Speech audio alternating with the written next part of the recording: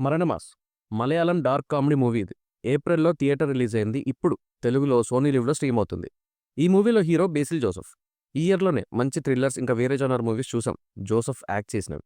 ఇప్పుడు dark comedy thriller మూవీతో వచ్చారు. సో, ఇంకా ఈ మూవీ ఎలా ఉందో చూసేద్దాం. దానికన్నా ముందు ఇంకా సబ్స్క్రైబ్ చేసుకోకపోతే ఇప్పుడే చేసుకోమావా.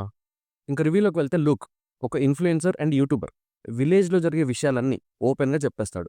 సొసైటీని క్లీన్‌గా చేయాలి అనుకునే మైండ్‌సెట్. ఇలా అందరి సీక్రెట్స్ రివీల్ చేస్తున్నాడని విలేజర్స్ అందరూ కలిసి లూక్‌ని వేరే కంట్రీకి పంపించేయాలనుకుంటారు.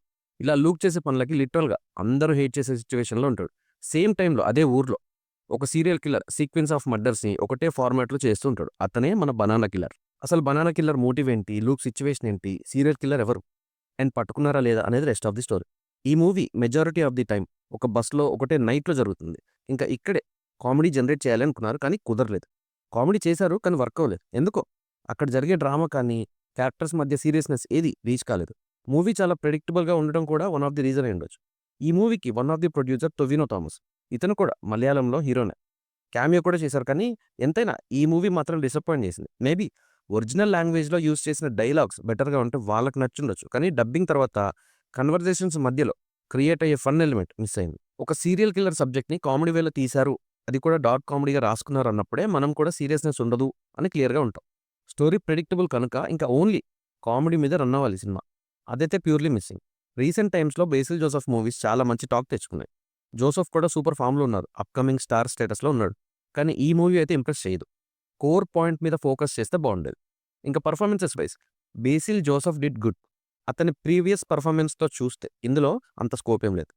మిగిలిన కాస్టింగ్ అంతా మనకి పెద్దగా తెలిసిందేం కాదు. కానీ ఈ బస్ సీక్వెన్స్ ఒక నైట్‌లో జరిగే వీళ్ళెవరైతే ఉంటారో వీళ్ళకి స్క్రీన్ టైమ్ ఉంటుంది ఎక్కువ.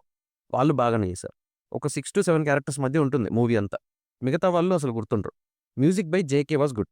బీజీఎం కొన్ని సీన్స్‌లో బావుంటుంది. ఎస్పెషల్లీ క్లైమాక్స్‌లో స్కోర్ బావుంటుంది. సినిమాటోగ్రఫీ పర్లేదు. ప్రొడక్షన్ వాల్యూస్ గురించి తక్కువే మాట్లాడుకోవాలి. లో బడ్జెట్ మూవీస్ కనుక ఎక్కువ ఎక్స్‌పెక్ట్ చేయొద్దు. Story and screenplay by సీజు వాస్ నాట్ ఎనఫ్. పెద్ద స్టోరీ ఏం కాదు. కానీ స్క్రీన్ ప్లే వర్క్ అయ్యుంటే బావుండేది. Screenplay and director Sivaprasad was not good enough. Tovino Thomas one of the producer ఈ మూవీకి. కానీ ఇందులో అంతేముందో నాకర్థం కాల ప్రొడ్యూస్ చేసేంత. ఇంకా నాకు మూవీ ఎలా అనిపించింది అంటే, మలయాళం వాళ్ళకి మేబీ ఓకే అనుకుంటా ఇలా ఉంటే. కానీ నాకు కష్టం. కొంచెం ఎంగేజ్ చేసే ఎలిమెంట్ ఏదో ఒకటుంటే బావుండేది. ఇంకా ఈ మూవీ సోనీ లివ్‌లో తెలుగులో అవైలబుల్‌గా ఉంది. ఒకవేళ మీరు చూస్తే మీకెలా అనిపించిందో నాకు కామెంట్ చేయండి. నా రివ్యూ నచ్చితే సబ్స్క్రైబ్ చేసుకోండి.